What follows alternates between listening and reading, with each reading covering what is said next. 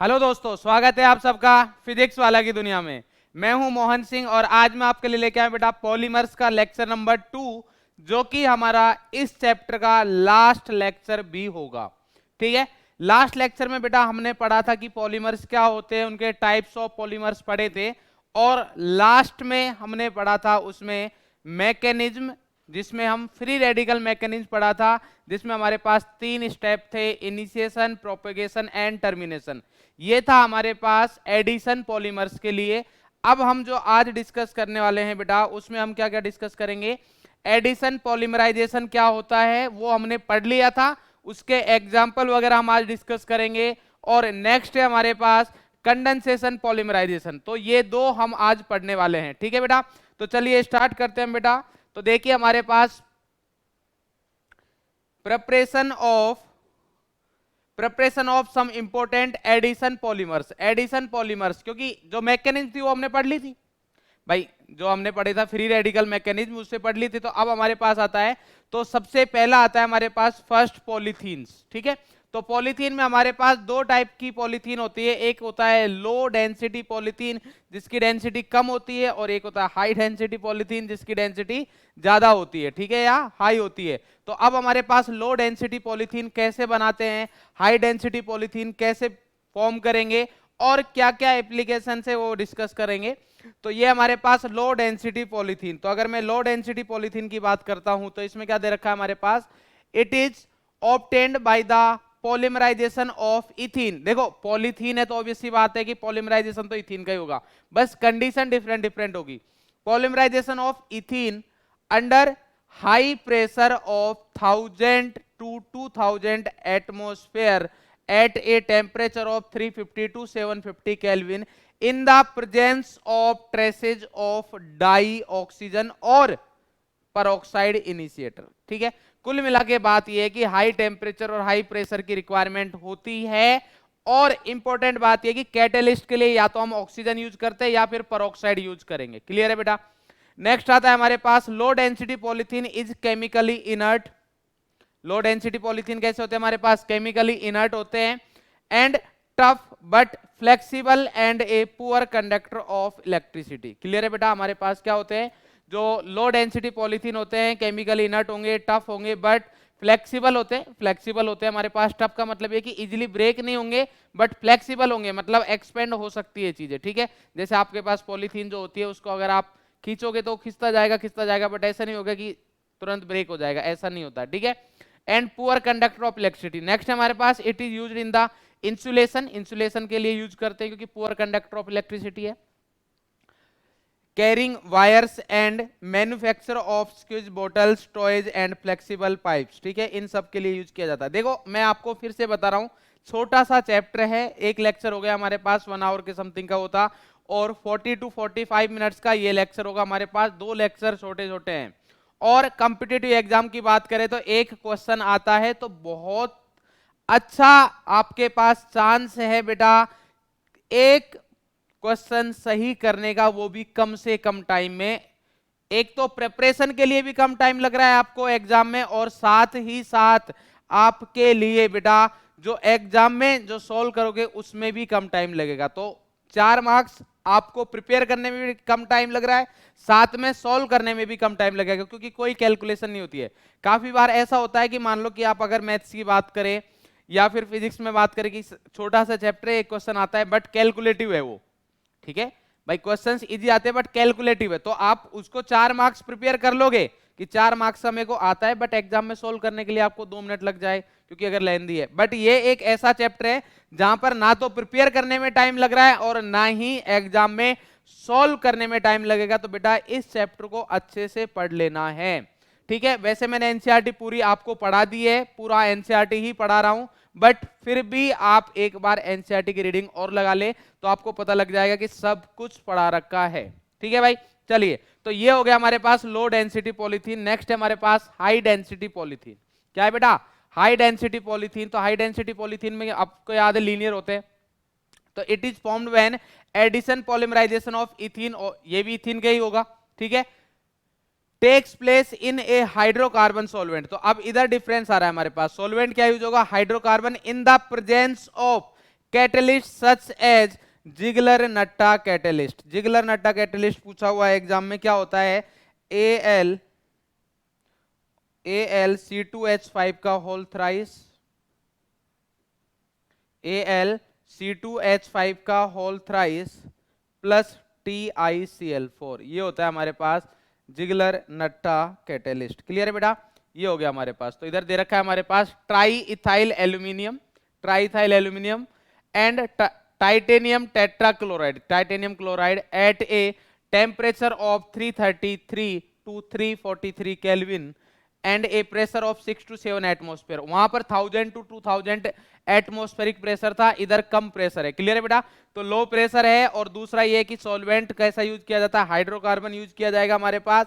और कैटलिस्ट क्या यूज किया जाता है? इधर जिगलर नट्टा कैटलिस्ट, AlC2H5 का होल थ्राइस प्लस TiCl4। जबकि अगर अपन बात करें लो डेंसिटी पॉलीथीन, ऐसे याद रख सकते हो, देखो अगर हाई डेंसिटी पॉलीथीन है प्रेशर कम है, लो डेंसिटी पॉलीथीन है उसमें प्रेशर और टेम्परेचर दोनों ही ज्यादा थे। क्लियर है बेटा? तो और उसमें हमारे पास क्या था? जो कैटलिस्ट यूज किया था हमने O2 या फिर पेरोक्साइड यूज कर रहे थे। इधर जो कैटलिस्ट हमारे पास जिगलर नट्टा कैटलिस्ट। क्लियर बेटा? High density polythene HDP thus produce consist of linear molecule, see हम लास्ट लेक्चर में पढ़ चुके थे कि लीनियर होता है। और जो लो डेंसिटी पॉलीथीन होती है उसमें ब्रांचिंग होती है हमारे पास। And has a high density due to close packing, ठीक है, पैकिंग क्लोजली रहती है, इसी वजह से डेंसिटी हाई रहेगी भाई। क्लियर है?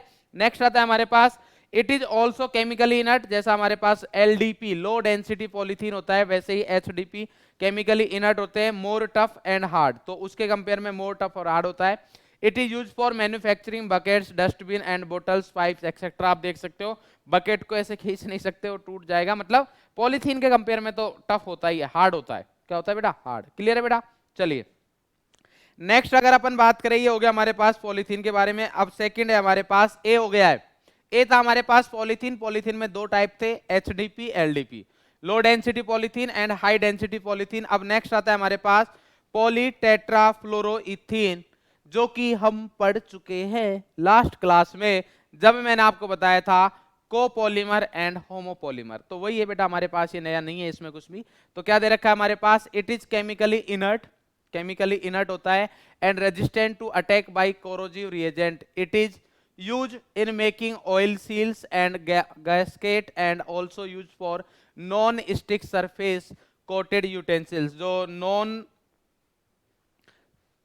नॉन स्टिक हमारे पास, जिसपे मतलब हम क्या बोलते हैं, आप बनाते होंगे घर पे सैंडविच वगैरह जो बनाते हैं अपन, ठीक है, मतलब घर पे अगर यूज करते हो तो नॉन स्टिक वाला जो अपन यूज करते हैं बेटा, वो नॉन स्टिक यूटेंसिल्स होते हैं, किसके बनते हैं? टेट्राफ्लोरोइथेन के। तो इसका अपन ने बताया था क्या होता है हमारे पास? CF2 और इधर हम करा देंगे पॉलीमराइजेशन। इसकी N यूनिट्स लेंगे बेटा, ये हम क्या लेंगे? इसके N यूनिट्स लिए पॉलीमराइजेशन कराया और हमारे पास क्या बन जाएगा? ये कराया हमने पॉलीमराइजेशन और हमें क्या मिल जाएगा? पॉलीटेट्राफ्लोरोइथीन। क्या मिल जाएगा? पॉलीटेट्राफ्लोरोइथीन, जिसको टेफ्लॉन भी बोलते हैं। मतलब सिंपल कुछ नहीं करना, CF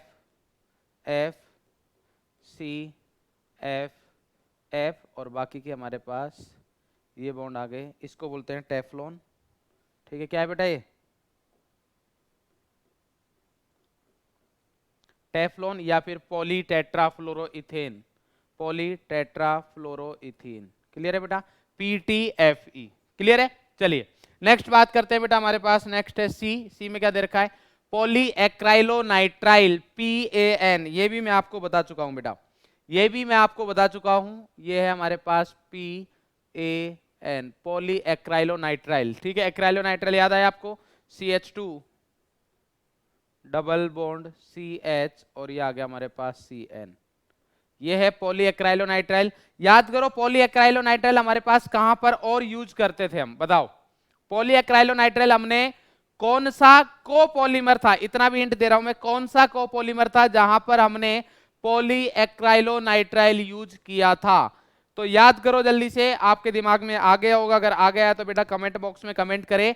ठीक है, और अब मैं आपको बताता हूं कि पॉलीएक्राइलोनाइट्राइल हमने कहां पढ़ा था? सिंथेटिक रबर में। सिंथेटिक अभी आज फिर पढ़ेंगे हम। सिंथेटिक रबर में हमने दो पढ़े थे, Buena S and Buena N, जिसमें दोनों में 1,3-ब्यूटाडाइईन था, कॉमन। और जब ब्यूना एस की बात करते थे स्टाइरिन आता था, स्टाइरिन में क्या होता था, CN की जगह पीएच आ जाएगा। और जब हम बात करते थे ब्यूना एन की तो उसमें हमारे पास ये आएगा 1,3 ब्यूटाडाइन के साथ। क्लियर है बेटा? तो इसका पॉलीमराइजेशन करते हैं तो हमारे पास मिल जाएगा the addition polymerisation of acrylonitrile, जो कि हमारे पास फॉर्मूला दे रखा है, in presence of a peroxide catalyst leads to the formation of polyacrylonitrile। ठीक है बेटा?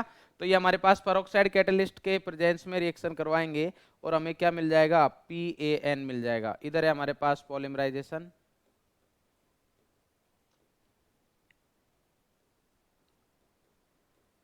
क्या है बेटा ये पॉलीमराइजेशन, और इधर आ गया हमारे पास peroxide catalyst, peroxide catalyst. Clear है? मेरे हिसाब से इस चीज को समझने में कोई समस्या किसी भी प्रकार की किसी को भी नहीं होनी चाहिए। ठीक है, इधर क्या बन जाएगा हमारे पास, ये बन गया N यूनिट लिए इसके हमने, तो ये NCH2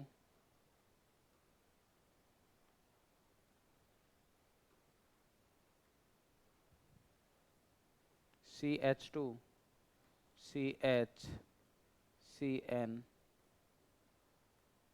N। क्लियर है बेटा? ये हो गया हमारे पास PAN, पॉलीएक्राइलोनाइट्राइल। ठीक है, चलिए नेक्स्ट बात करते हैं। नेक्स्ट हमारे पास कंडेंसेशन पॉलीमराइजेशन और स्टेप ग्रोथ पॉलीमराइजेशन। तो अब हमारे पास टाइप 2 आ गया है बेटा। ठीक है, कंडेंसेशन पॉलीमराइजेशन और स्टेप ग्रोथ पॉलीमराइजेशन। तो कंडेंसेशन से आ रहा है आपके दिमाग में कि स्मॉल मॉलिक्यूल्स का क्या होगा बेटा, एलिमिनेशन होगा। तो इधर दे रखा है this type of polymerisation generally involves a repetitive condensation reaction between two bi functional और ट्राई फंक्शनल मॉलिक्यूल, मोनोमर होता है हमारे पास, between two bi functional monomers. Clear है बेटा? तो बाई फंक्शनल में से हमारे पास कुछ एलिमिनेशन होगा स्मॉल मॉलिक्यूल्स का, like H2O, alcohol and HCl type के। The product of each step is again a bi functional species and the sequence of condensation goes on. तो हर एक बार हमारे पास क्या होगा, इधर देखो, the product of each step, हर एक स्टेप में हमारे पास a bi functional species and the sequence of condensation goes on. तो ये हमारे पास जो कंडेंसेशन का सीक्वेंस है चलता रहेगा, हर एक स्टेप में हमारे पास कंडेंसेशन होता जाएगा बाई फंक्शनल ग्रुप्स में। किसमें होगा बेटा, bi function, since each step produce a distinct functionalise species and is independent of each other. ठीक है, this process is also called as step growth polymerisation. ठीक है, तो हमारे पास हर एक स्टेप में आपको डिफरेंट डिस्टिंक्ट फंक्शनल ग्रुप मिलेगा। ठीक है, क्योंकि हमारे पास उसमें सिर्फ होगा तो कुछ ना कुछ ऐड होता जाएगा, हर एक स्टेप में एक एक पॉइंट, दो दो या एक एक फंक्शनल ग्रुप ऐड होता जा रहा है हमारे पास, तो उसकी वजह से हर बार डिफरेंट फंक्शनल ग्रुप्स टाइप का बनता जाएगा कंपाउंड। और इसलिए इसमें हमारे पास स्टेप का क्या हो रहा है, हर बार ग्रोथ हो रहा है, इसलिए इसको क्या बोलते हैं, स्टेप ग्रोथ। ग्रोथ हो रही है ना बेटा, बढ़ते जा रहे हैं, जैसे आपका भी दिमाग का क्या हो रही है, ग्रोथ हो रही है, नॉलेज की क्या हो रही है बेटा, ग्रोथ हो रही है। इसी तरीके से इधर भी स्टेप ग्रोथ हो रहा है, इसलिए इसको क्या बोलते हैं, स्टेप ग्रोथ पॉलीमराइजेशन या फिर कंडेंसेशन। क्लियर है? एग्जांपल्स वगैरह अपन ने इसके कर रखे हैं, बट फिर भी देख लेते हैं बेटा। तो सबसे पहले आता है हमारे पास पॉलीएमाइड्स। पॉलीएमाइड, तो these polymers for amide linkage. Amide linkage क्या होता है बेटा हमारे पास, आपको पता होगा वैसे तो, C double bond O NH, इस टाइप की लिंकेज मिलेगी, ये हमारे पास amide linkage are important examples of synthetic fibres and are term as nylon. क्या है बेटा, नाइलोन। तो प्रिपरेशन ऑफ नाइलोन, ध्यान से समझना, नाइलॉन्स के एग्जांपल पूछते हैं कि हमारे पास जो गिवन फॉर 4 ऑप्शन दे रखे उसमें से कौन सा नाइलॉन है, ये पूछा जाता है, कौन सा इलास्टोमर है, ये सारी चीजें पूछी जाती है बेटा। तो नाइलॉन 66 ये आपको बता रखा है, नाइलॉन 66 क्या होता है, मेरे हिसाब से बताने की जरूरत है नहीं। फिर से मोनोमर क्या होते हैं इसके बताइए, मोनोमर दे नहीं रखा, क्या नहीं दे रखा, तो हम बता देते हैं आपको। तो इसके मोनोमर क्या है, देखो बता दो, रखा ही है मैंने आपको, मोनोमर बता देता हूं बस। मोनोमर क्या है इसके, मोनोमर से हमारे पास adipic acid, adipic acid plus and hexamethylene. याद आया बेटा कुछ? नाइलॉन 6 दो 6 से मतलब दो ऐसे मोनोमर होंगे जिसमें 6 कार्बन आने वाले हैं, तो ये आ गया हमारे पास hexa methylene, hexamethylene diamine, hexamethylene diamine. Clear है बेटा? तो इसके अकॉर्डिंग अगर हम चले दौड़ते हुए तो ये एडिपिक एसिड क्या होता है? CH2 है हमारे पास, कितने? 4। CH2 है हमारे पास 4 और ये आ गया COOH, COOH। तो क्या आप इसको हेक्सेन 1,6 डाइओइक एसिड नहीं बोल सकते? बिल्कुल बोल सकते हैं। तो बोलिए भाई, फिर कौन रोक रहा है? Dioic acid. क्लियर है? हेक्सेन 6 कार्बन, 4 तो ये, 5 6 और 1 और 6 पर क्या है हमारे पास? कार्बोक्सिलिक ग्रुप, तो oic acid, dioic acid. Clear है? और हेक्सामिथाइलिन डाइएमाइन है, इसी भी अगर स्ट्रक्चर बनाना चाहो तो ये आ गया हमारे पास CH2, 6 मिथाइलिन बोला है ना, तो 6 CH2, देन NH2 और NH2। क्लियर है बेटा? स्ट्रक्चर बनवा रखी है मैंने आपको। क्लियर है? चलिए, तो नेक्स्ट आता है हमारे पास बेटा नाइलॉन 6। ये मैंने आपको बताया था कि नेक्स्ट क्लास में बताएंगे, ये लास्ट लेक्चर में बोला था मैंने, तो वही नेक्स्ट क्लास है ये जब अपन बात करने वाले हैं। नाइलॉन 6 से हमारे पास क्या है? It is obtained by heating caprolactam. किसको हीट करने के बाद मिलेगा? कैप्रोलैक्टम। किसके प्रेजेंस में? वाटर के प्रेजेंस में, with water at high temperature. ठीक है? नाइलॉन 6 के यूज दे रखे हमारे पास। Nylon 6 is use for the manufacture. किसका मैन्युफैक्चर करने के लिए यूज में किया जाता है? Of tyre cords, fabrics and ropes. Clear है? रस्सी वगैरह बनाई जाती है। ठीक है भाई? तो कैप्रोलैक्टम की स्ट्रक्चर क्या होती है? सिंपल होती है। आप जैसे 7 का देखो 6 कार्बन, जैसे 6 कार्बन होते हैं, 6 कार्बन की चेन बनाओ, तो 6 कार्बन है हमारे पास। ये आगे देखो CH2 CH2 CH2 CH2,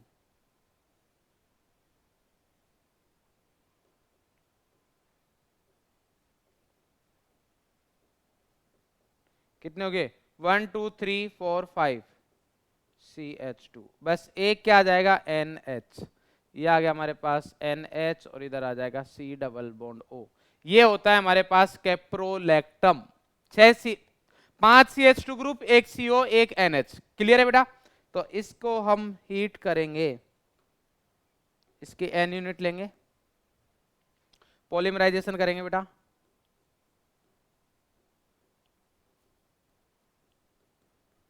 तो हीट करेंगे किसके साथ?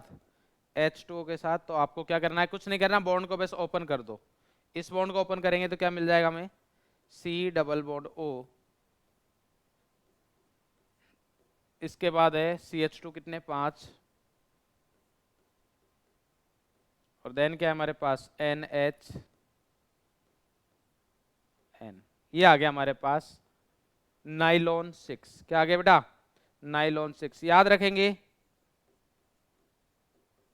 कैप्रोलैक्टम की स्ट्रक्चर पता होनी चाहिए। क्लियर है? कैप्रोलैक्टम में 5 होते हैं, CH2, 1 CO, 1 NH। क्लियर है बेटा? रिंग में बना देंगे बस। क्लियर है? ठीक है? नेक्स्ट आता है हमारे पास थर्ड, सॉरी ये हो गया हमारे पास पॉलीएमाइड्स। ठीक है? क्योंकि इसमें देखो हमारे पास CONH है। अब बात करते हैं हम किसकी बेटा? नाइलॉन्स हो गए। अब आता है हमारे पास पॉलीएस्टर्स। क्या आते हैं बेटा?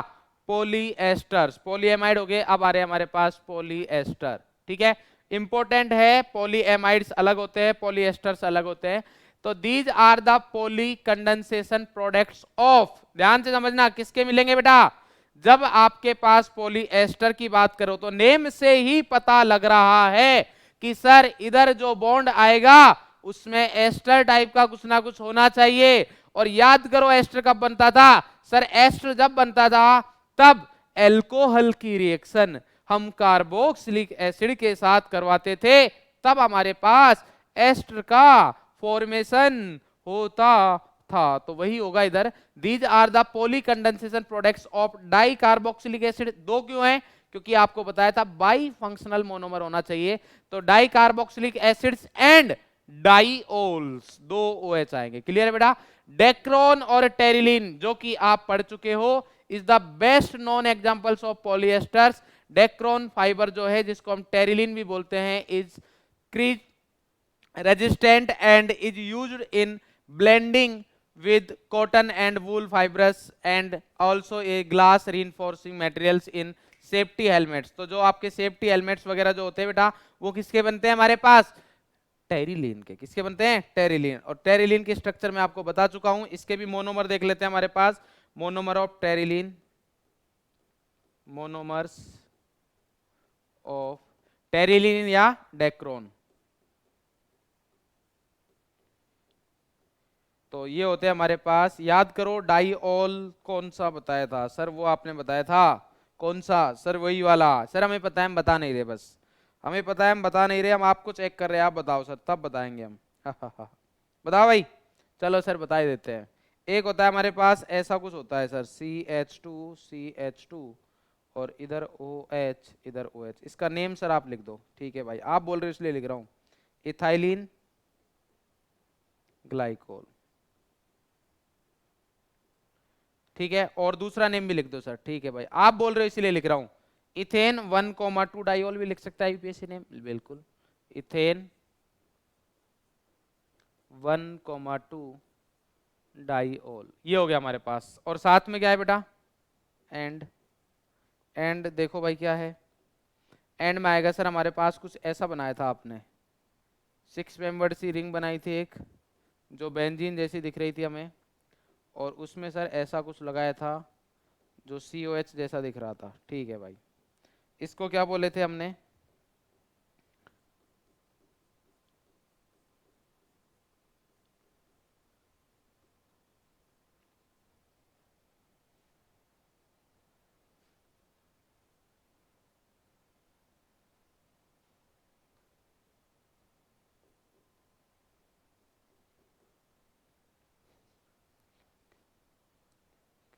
क्लियर है?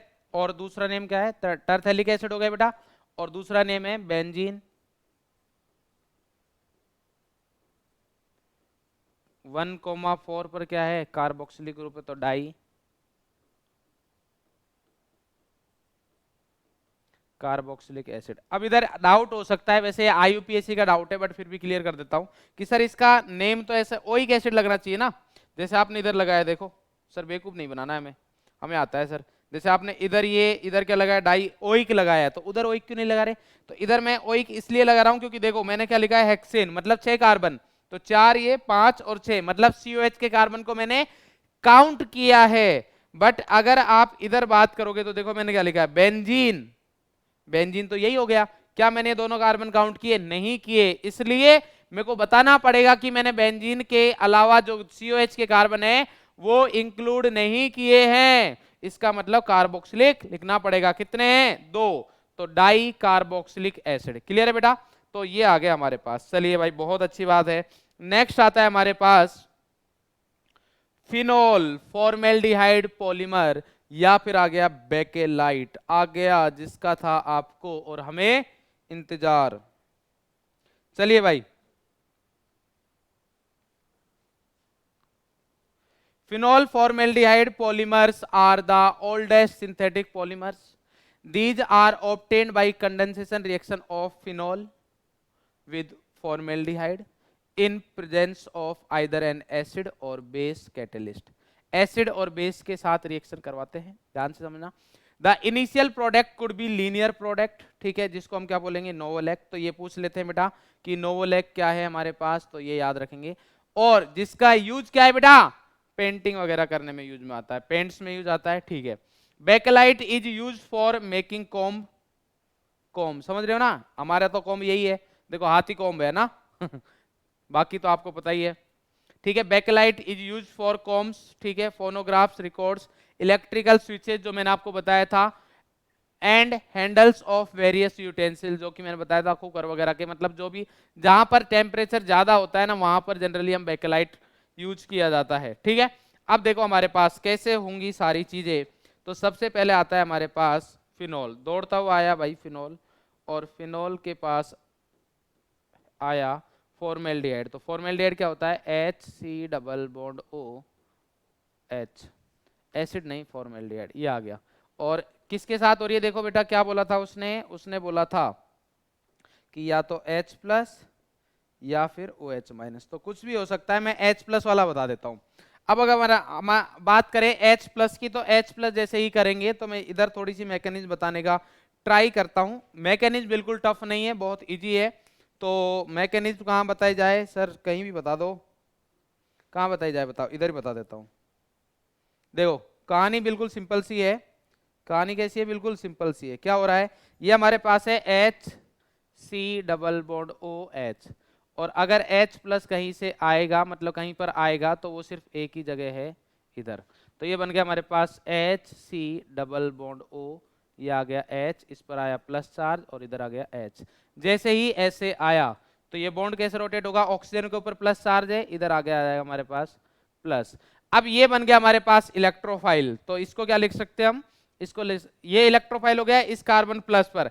OH का कौन सा इफेक्ट होता है, ऑक्सीजन के पास है lone pair plus M, ortho and para directing, तो ये ऑर्थो और पैरा पर अटैक करेगा, और उसी के साथ हमारे पास 3 प्रोडक्ट बनेंगे, कौन कौन से, ये एक आ गया CH2OH प्लस, पैरा पर भी बन सकता है साथ में, बिल्कुल बन सकता है, तो ये आ गया हमारे पास OH CH2OH, और साथ में एक और आ गया हमारे पास CH2OH।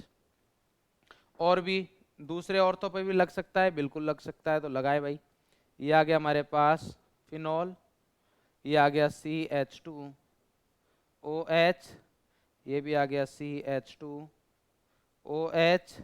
और इधर भी आ गया CH2OH। मेरे हिसाब से कोई समस्या नहीं होनी चाहिए, बोलो भाई क्लियर है, अरे ठीक है। अब उसने बोल रखा है the initial product could be linear product. Linear कौन सा हो सकता है सर, ये तो नहीं होगा, ये भी नहीं होगा, तो लीनियर तो यही हो सकता है। तो इससे हमारे पास क्या बनेगा, नोवलेक बनेगा, जो कि किस में यूज होता है, पेंट्स में। कैसे बनेगा, देखो ये हमने लिया इधर OH CH2OH, ठीक है, प्लस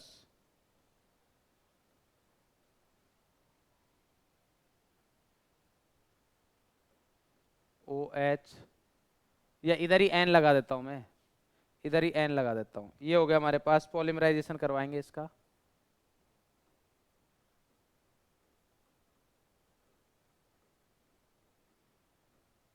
तो जैसे ही मैंने पॉलीमराइजेशन कराया, तो अब लीनियर प्रोडक्ट कैसे बनेगा, देखो हमारे पास सिंपल सा फंडा है, कोई समस्या नहीं। ये आ गया हमारे पास OH, इधर आएगा CH2, देन OH, फिर क्या आएगा हमारे पास CH2, ठीक है, क्लियर है भाई, ये आ गया हमारे पास। तो ऐसे ही चेन चलती जाएगी, इधर हमारे पास ये ओपन चेन, इधर ओपन चेन, क्लियर है। इधर हमारे पास ये वाली जो यूनिट है, इसका अगर इसमें से H2O, भाई H2O ही तो रिमूव हो रहा है हमारे पास, कंडेंसेशन पॉलीमराइजेशन पढ़ रहे तो स्मॉल मॉलिक्यूल्स तो रिमूव होंगे नहीं, एलिमिनेट होंगे, तो इधर से हमारे पास OH गया, और दूसरे वाले फिनॉल का मतलब जो दूसरा वाला है, इधर H भी तो है, वो H गया। अरे समझ में, अरे भैया आ रहा नहीं आ रहा, मैं ये बोल रहा हूं हमारे पास हो क्या रहा है, इधर ये हो रहा है कि हमारे पास ये OH है, ये CH2OH है, और ये हमारे पास ऐसा कुछ है, कैसा, ऐसा कुछ, ये OH है, इधर H है, ये गया, ये बन गया, ऐसे चेन चलती जा रही है। क्लियर है भाई, मेरे हिसाब से तो कोई समस्या होनी चाहिए नहीं, और आपके हिसाब से भी कोई समस्या होनी चाहिए नहीं। क्लियर है भाई, तो इस टाइप से बनेगा, जिसको हम क्या बोलेंगे, नोवोलेक। क्लियर है भाई, बोलो क्लियर है या नहीं है, बात समझ में आती है या नहीं आती, बोले सर आती है, तो आती है, तो बिल्कुल ये हमारे पास बन गया है नोवोलेक। क्लियर है बेटा,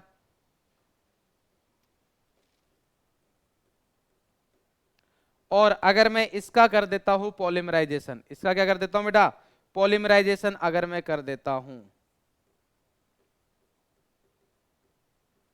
तो अब हमारे पास क्या हो जाएगा, क्रॉस लिंक पॉलीमर मिलेगा, जिसको हम बोलेंगे बेकेलाइट। तो अब कुछ नहीं करना है, सभी जगह हमारे पास ये आ जाएगा, तो ये आ गया OH, इधर ये ओपन CH2,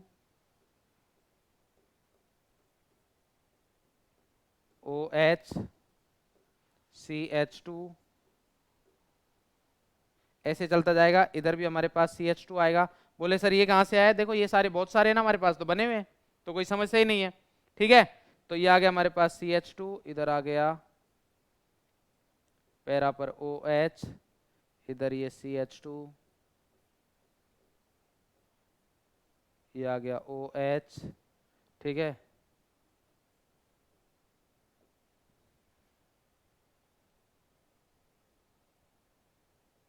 तो ये क्रॉस लिंक है, ये है हमारे पास बेकेलाइट, ये है बेटा वो, इसको मैं इधर लिख रहा हूँ नेम इसका, ये हमारे पास बेकेलाइट। क्लियर है? तो कोई समस्या नहीं होनी चाहिए बेटा मेरे हिसाब से। तो अगर आपसे पूछे कि बेकेलाइट किससे बनता है, तो फॉर्मेल्डिहाइड प्लस फिनोल से। क्लियर है? नोवलैक किससे बनता है? फॉर्मेल्डिहाइड प्लस फिनोल से। क्लियर है बेटा? और लीनियर होता है। कैसा होता है? लीनियर। देखो ये चेन चलती जाएगी। क्लियर है? और अगर आपसे पूछे कि बेकेलाइट कैसा होता है, तो वो क्रॉस लिंक है। क्लियर है बेटा? चलिए भाई नेक्स्ट बात करते हैं अब हमारे पास मेलेमाइन। मेलेमाइन फॉर्मेल्डिहाइड पॉलीमर, तो ये भी पता लग ही रहा है कि फॉर्मेल्डिहाइड से बनेगा, बट दूसरा इसमें इतना सा चेंज आया है कि इस बार फिनोल की जगह क्या आ जाएगा? मेलेमाइन आ जाएगा। फिनोल की जगह क्या आ जाएगा बेटा? मेलेमाइन। तो मेलेमाइन की स्ट्रक्चर क्या होती है? तो स्ट्रक्चर याद करना बहुत इजी है। क्या करना है? आप बेंजीन जैसा ही काम करना है, बस अल्टरनेट कार्बन, मतलब कार्बन की जगह एक नाइट्रोजन लगाते जाओ और खुश होते जाओ। तो बोले सर इधर से स्टार्ट करते हैं। एन, ये लगाया हमने N, ठीक है। इधर क्या है? C, इधर क्या है सर? N, इधर क्या है? C, इधर क्या है सर? N, इधर क्या है? C। बोले सर बन गया क्या? हाँ बन गया, बस स्ट्रक्चर तो पूरी करो। तो ये सर ये आ गया हमारे पास अल्टरनेट डबल बॉन्ड। बोले अब सर नाइट्रोजन की वैलेंसी, तो इधर NH2 लगाते जाओ, ये आया हमारे पास NH2, इधर NH2, क्योंकि कार्बन की वैलेंसी पूरी नहीं है, तो ये हो गया हमारे पास मेलेमाइन। क्या हो गया बेटा? मेलेमाइन। तो इधर लिख भी देते हैं हम, इसका नामकरण कर देते हैं, ये हमारे पास मेलेमाइन। क्लियर है? और इसकी रिएक्शन किसके साथ करानी है? फॉर्मेल्डिहाइड के साथ। तो ये आया हमारे पास HCHO। क्या बना बेटा हमारे पास? HCHO। तो इधर जब हम रिएक्शन करवाएंगे तो हमारे पास क्या बनेगा? सिंपल, कोई भी एक NH2 पर HCHO का अटैक, जैसे हमने अभी कराया था वैसे रिएक्शन होगी, तो हमारे पास क्या बन जाएगा बेटा? ये देखो हमारे पास, सॉरी, ये आ गया N, N double bond C, N C, N C। ये आ गया हमारे पास, इधर डबल बॉन्ड है तो इधर डबल, इधर डबल, ये आ गया हमारे पास NH, और ये आ गया CH2OH। इसको क्या बोलते हैं हम? Resin intermediate. ये क्या है बेटा हमारे पास? Resin intermediate. बोले सर बाकी के NH2 कहाँ गए? कहीं नहीं गए, इधर ही है, इधर ही है। कहाँ है सर? ये रे ना, ये है हमारे पास NH2, तो जो बाकी थे वो है इधर ही। क्लियर है? और अब इसका क्या करा देंगे हम? पॉलीमराइजेशन। क्या करा देंगे बेटा? पॉलीमराइजेशन। तो हमारे पास सभी जगह लग जाएंगे अभी। तो अब हमारे पास इस NH2 सब पर लग जाएगा। तो देखो, melamine formaldehyde polymers is found by the condensation polymerisation of melamine and formaldehyde. It is use in the manufacture of unbreakable crockeries. तो अनब्रेकेबल क्रॉकरी में क्या यूज किया जाता है? मेलेमाइन। मेलेमाइन की स्ट्रक्चर बहुत इंपॉर्टेंट है यार, देखो मैं बता देता हूं आपको।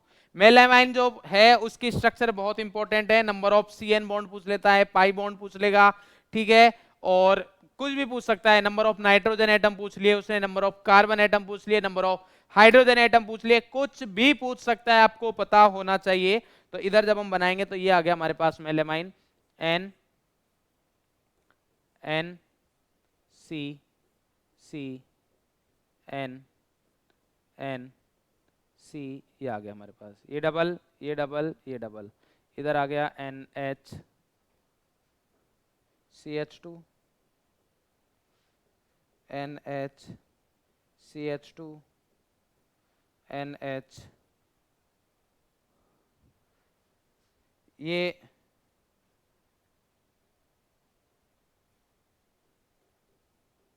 ऐसा क्यों लिखा है मैंने? क्योंकि इधर से हमारे पास माइनस का H2 निकलेगा ना भाई, इधर का समझ में आ रहा है ना? क्या निकलेगा? माइनस का H2। तो ये आ जाएगा हमारे पास NHCH2।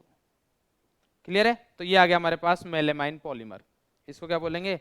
Melamine polymer. Small molecules का क्या होता है इसमें एलिमिनेशन, तो वो H2O का हो रहा है मेलेमाइन पॉलीमर।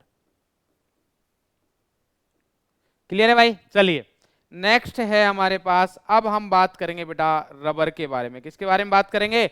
रबर के बारे में। और सबसे पहले आता है हमारे पास नेचुरल रबर। क्या दे रखा है? Rubber is a natural polymer, पता है हमें, ठीक है। एंड इलास्टिक प्रॉपर्टीज, ये भी पता है इलास्टिक प्रॉपर्टी होती है। अब बात करेंगे कहां से मैन्युफैक्चर किया जाता है, तो it is manufactured from rubber latex which is colloidal dispersion of rubber in water. तो ये पॉइंट बहुत इंपॉर्टेंट है, आपने सरफेस केमिस्ट्री में पढ़ा होगा। कोलोइडल डिस्पर्सन है किसका? रबर का। किसमें? इन वाटर में, ठीक है। तो डीपी और डीएम पता होना चाहिए आपको। इन वाटर मतलब डीएम हो गया, डीपी रबर। नेचुरल रबर में बी कंसिडर्ड एज, ध्यान से समझेंगे, ये लाइन बहुत इंपॉर्टेंट है, मैंने दूसरे कलर से भी लिखा हुआ है, ठीक है। तो नेचुरल रबर में बी कंसिडर्ड एज, क्या कंसिडर किया जा सकता है हमारे पास? Linear polymer of isoprene. Isoprene क्या होता है? 1,3 ब्यूटाडाइइन में सेकंड कार्बन पर मिथाइल ग्रुप लगा दो बस, तो 2 methyl 1,3 butadiene and is also called as cis 1,4 polyisoprene. क्या है? पॉलीआइसोप्रीन, क्योंकि आइसोप्रीन किसको बोल देते हैं?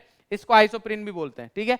तो पॉलीआइसोप्रीन हो जाएगा। कैसे? हमारे पास अगर मान लो सबसे पहले स्ट्रक्चर बनाते हैं हम 1,3 ब्यूटाडाइन की, तो CH2 double bond CH, CH double bond CH2, ये हो गया हमारे पास 1,3 ब्यूटाडाइन। तो इसमें इतना सा करना है, ये हमारे पास C और इधर आ जाएगा CH3। इसको आइसोप्रीन बोल दो या फिर क्या बोल दो बेटा? 2 मिथाइल 1,3 ब्यूटाडाइन। तो ये है हमारे पास आइसोप्रीन, या फिर क्या बोल सकते हैं? 2 methyl 1,3 di, sorry 2 methyl buta 1,3 diene. Clear है? और इसका हम पॉलीमराइजेशन करवाएंगे। तो उन्होंने बता भी रखा है, ऑप्शन आता है, स्ट्रक्चर आएगी कि हमारे पास नेचुरल रबर के कौन सा है, तो 2 ही स्ट्रक्चर मिलेंगे जिसमें आपको आइसोप्रीन के पॉलीमर मिलेंगे, एक मिलेगा सिस, एक मिलेगा ट्रांस। तो ध्यान से देखेंगे हमारे पास होगा क्या कि जब हम इस बॉन्ड को ओपन करेंगे तो एक तो इधर चेन स्टार्ट हो जाएगी, डैश आएगा, इधर बॉन्ड आएगा मतलब, और ये इस कार्बन और इस कार्बन के बीच में क्या आ जाएगा? Double bond. तो मतलब ये आ गया हमारे पास, देखो C double bond C। Left वाले कार्बन पर क्या है? एक तो है हमारे पास मिथाइल, तो मान लो मैंने इधर लगा दिया CH3। कोई समस्या नहीं है सर? कोई समस्या नहीं है। इधर क्या है हमारे पास? CH2 और इधर बॉन्ड स्टार्ट हो गया हमारे पास। क्लियर है?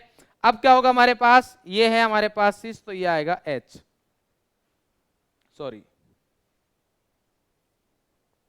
ये आ गया हमारे पास H, और इधर क्या आएगा? अब फिर से आएगा हमारे पास CH2 डैश। समझ में आया नहीं आया? देखो क्या किया है, CH2 इधर से बॉन्ड ओपन होगा तो ये इधर हो गया, तो ये बॉन्ड इधर जाएगा, इधर से बॉन्ड आएगा, मतलब इन दोनों के बीच में क्या आ गया? Double bond.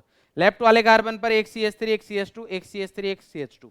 उसके बाद इधर डबल बॉन्ड है, तो इस वाले कार्बन पर एक H, ये रहा, एक CH2, ये रहा। तो ये हमारे पास सिस है, ऐसे चेन चलती जाएगी, ऐसे क्या होती जाएगी? चेन चलती जाएगी। मतलब अगर आपको और कनेक्ट करना है तो इधर क्या आ जाएगा हमारे पास? एक यूनिट और ऐड करेंगे तो CH2 लग जाएगा। क्लियर है? तो ये आ जाएगा हमारे पास N यूनिट्स। तो ये क्या है हमारे पास? नेचुरल रबर या पॉलीआइसोप्रीन। नेचुरल रबर या फिर पॉलीआइसोप्रीन। अब जो नेचुरल रबर होता है इसकी कुछ खामियां होती है। क्या होती है बेटा? कुछ खामियां। तो वो क्या होती है पहले वो देखेंगे, फिर उनको दूर करेंगे।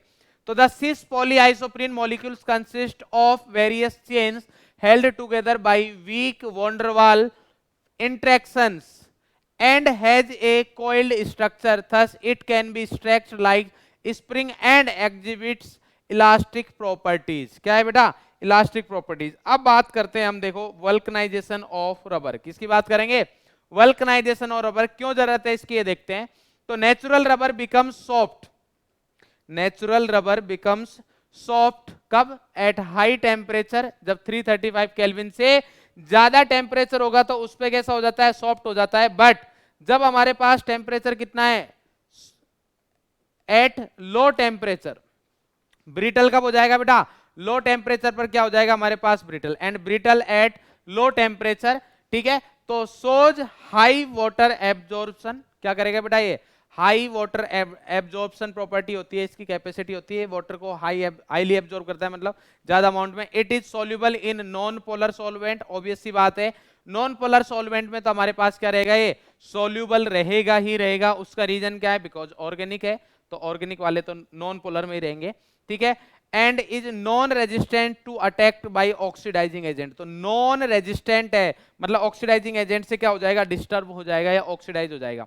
अब इन खामियों को दूर करने के लिए हम क्या करते हैं, वल्कनाइजेशन ऑफ रबर। तो ये क्या होता है, to improve upon these physical properties a process of vulcanisation is carried out, ठीक है। तो पहला क्वेश्चन का आंसर तो ये मिलता है कि हमें वल्कनाइजेशन की जरूरत क्यों है, क्योंकि ये जो प्रॉपर्टीज है इसकी, तो इनको इंप्रूव करने के लिए हम क्या करते हैं, वल्कनाइजेशन करते हैं रबर का। क्लियर है बेटा, ठीक है सर। इसके बाद क्या है, this process consist of heating. अब वल्कनाइजेशन में होता क्या है, वल्कनाइजेशन क्यों कर रहे हैं समझ में आ गया। अब वल्कनाइजेशन में होता क्या है उसके बारे में बात करें तो this process consist of heating a mixture of raw rubber with sulphur, sulphur के साथ करेंगे, and appropriate additive at temperature range between 373 to 415 kelvin. अगर याद रह जाए तो बहुत अच्छी बात है, थोड़ा डेटा याद होना चाहिए बेटा, ठीक है।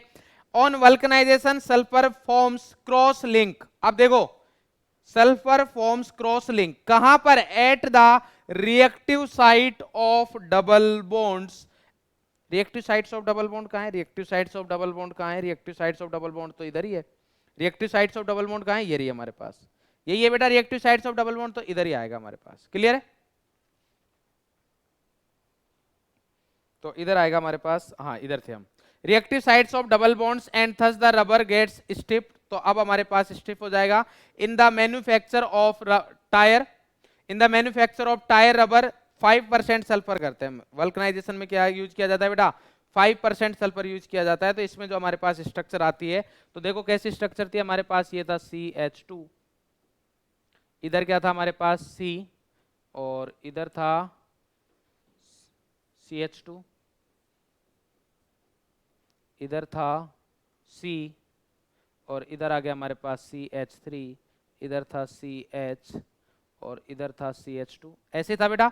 अब इसमें क्या आ जाएगा हमारे पास, इधर आएगा सल्फर, ये सल्फर आ गया और इधर सल्फर आ गया, क्योंकि इधर ही तो हमारे पास डबल बॉन्डेड है, डबल बॉन्डेड एक्टिव, यही है रिएक्टिव साइट, इधर आ जाएगा हमारे पास सल्फर, और दूसरी यूनिट ऐसे कनेक्ट हो जाएगी, दूसरी यूनिट ऐसे कनेक्ट हो जाएगी। हमारे पास ये क्या आ गया, इधर आ गया C, इधर वही Me, इधर आ गया CH, CH2, और ये चलता जाएगा CH2, और ये आ गया बेटा, ये क्या है हमारे पास, वल्कनाइज्ड रबर। क्लियर है बेटा, तो ये हो गया हमारे पास वल्कनाइजेशन ऑफ रबर। तो ये बात हो गई नेचुरल रबर की। अब बात करेंगे हम सिंथेटिक रबर की। तो सिंथेटिक रबर मैंने आपको बता दिया, ब्यूना S, ब्यूना N, और एक और है हमारे पास, तो वो सारी बातें करेंगे हम बेटा किसमें, सिंथेटिक रबर में। तो सिंथेटिक रबर क्या है, synthetic rubber is any vulcanizable rubber like polymer which is capable of getting stretch to twice its length. मतलब सिंथेटिक रबर की जो प्रॉपर्टी होती है, मेन प्रॉपर्टी है कि उसको स्ट्रेच किया जाता है। जैसे मान लो ये लेंथ है नॉर्मल, तो अगर हम इसको फोर्स लगाएंगे तो तब तक स्ट्रेच हो सकता है जब तक कि, अगर इसकी लेंथ L है तो 2L ना हो जाए, तब तक स्ट्रेच होगा, उसके बाद टूट जाएगा, ठीक है। However, it returns to its original shape and size as soon as the external stretching force is released. जैसे ही हम external force हटाएंगे वापस से वो अपनी शेप पर आ जाएगा। जैसे एग्जांपल के लिए अगर बात करें तो हमारे पास क्या हो गया, ब्यूना S हो गया, ब्यूना N हो गया। क्लियर है बेटा, क्या हो गया हमारे पास, ब्यूना S, ब्यूना S क्या है हमारे पास, सिंथेटिक रबर। नेक्स्ट है नियोप्रीन, जो कि मैंने आपको नहीं बताया, तो नियोप्रीन आ गया हमारे पास। नियोप्रीन बिल्कुल सिंपल है, क्या है, नियोप्रीन और पॉलीक्लोरोप्रीन, ठीक है। कुछ भी नहीं होगा, जो 1,3 ब्यूटाडाइन है उसमें मिथाइल की जगह क्या लगा देना, हमें मिथाइल की जगह लगा दो बेटा क्लोरीन। ये आ गया हमारे पास Cl, बाकी सब कुछ सेम है। इसको बोलते हैं, देखो 1,3 ब्यूटाडाइन है, बस 2 पर मिथाइल की जगह क्या आ जाएगा, क्लोरो, तो ये आ गया 2 क्लोरो, 2 क्लोरो ब्यूटा 1,3 डाइईन, और दूसरा नेम क्या आ जाएगा हमारे पास बेटा, अगर दूसरा नेम आप लिखना चाहोगे तो नियोप्रीन। क्लियर है? इसका पॉलीमराइजेशन करवाना है आपको, पॉलीमराइजेशन।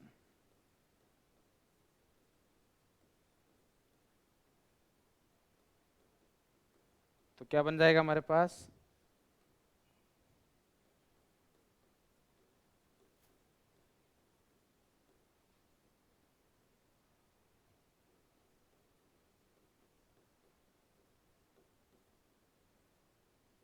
ये आ गया हमारे पास पॉली, या नियोप्रीन बोल दो, या फिर हमारे पास पॉलीक्लोरोप्रीन बोल दो, पॉलीक्लोरोप्रीन। ठीक है भाई।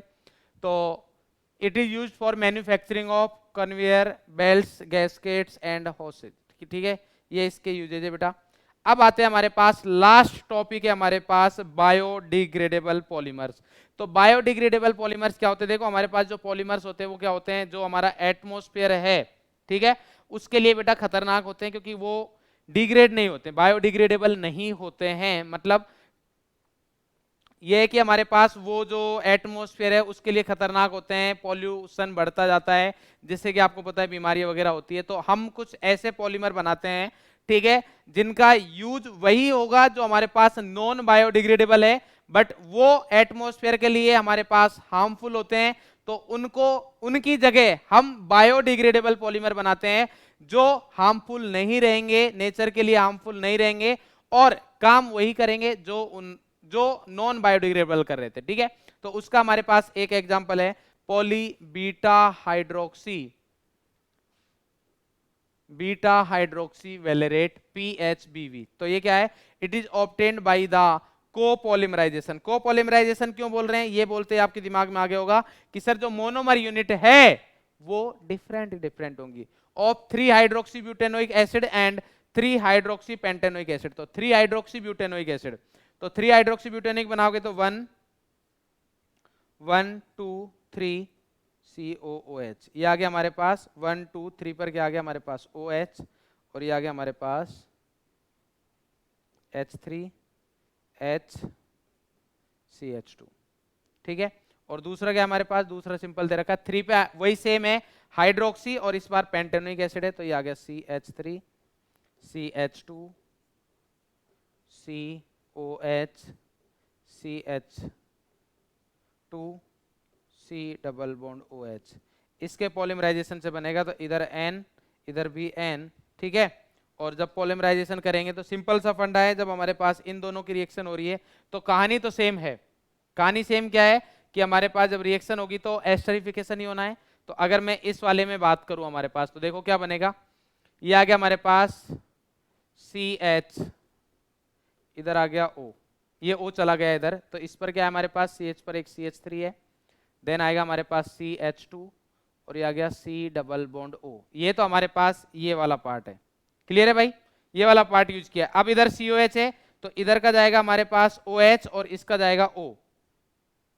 तो इसका जैसे ही O जाएगा, तो मैं देखो डिफरेंट कलर यूज कर रहा हूं, ये मैंने यूज किया O, और इधर है हमारे पास CH, इस CH पर क्या है C2H5, इस CH पर क्या है C2H5, और उसके बाद क्या है CH2 C double bond O, ये N।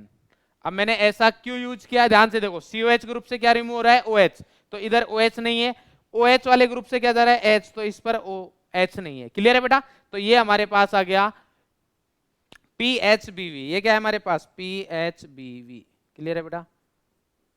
तो ये हमारे पास हो गया एक कौन सा बायोडिग्रेडेबल पॉलीमर, और दूसरा हमारे पास होता है नाइलॉन 2 नाइलॉन 6, जिसके मोनोमर है हमारे पास ये दे रखा है, इट इज अल्टरनेटिंग पॉलीएमाइड्स को पॉलीमर ऑफ ग्लाइसिन। ग्लाइसिन क्या होता है, NH2CH2COH। आपको पता होगा ये एक ऐसा एमाइनो एसिड है ओनली जो ऑप्टिकली इनएक्टिव होता है, बाकी सारे ऑप्टिकली एक्टिव होते हैं। And amino caproic acid, amino caproic acid में क्या होता है 5 कार्बन COH, 5 कार्बन CH2 मतलब, और उसके बाद COH and NH2, and is biodegradable. Obvious सी बात है बायोडिग्रेडेबल ही होगा, तभी हम बात कर रहे हैं इसकी। ठीक है भाई, तो ये हमारे पास आ गया है।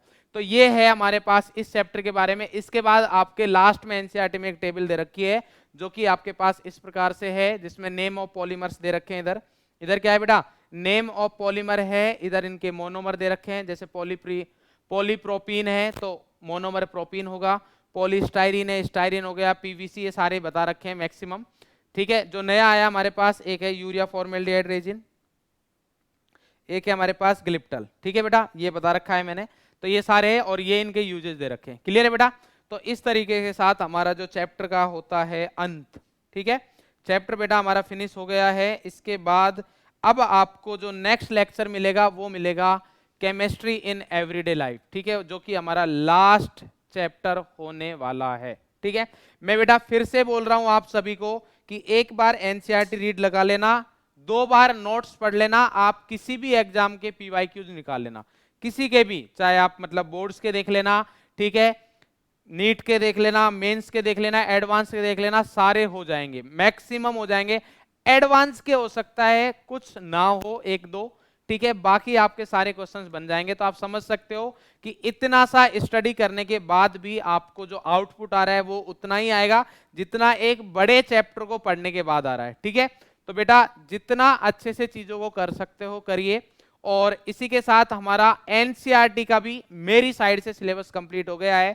जो नेक्स्ट लेक्चर है बेटा वो आपको आसिमा मैम पढ़ाएंगे, केमिस्ट्री इन एवरीडे लाइफ, तो वो आपको नेक्स्ट मतलब रिकॉर्डेड मिल जाएगा बेटा।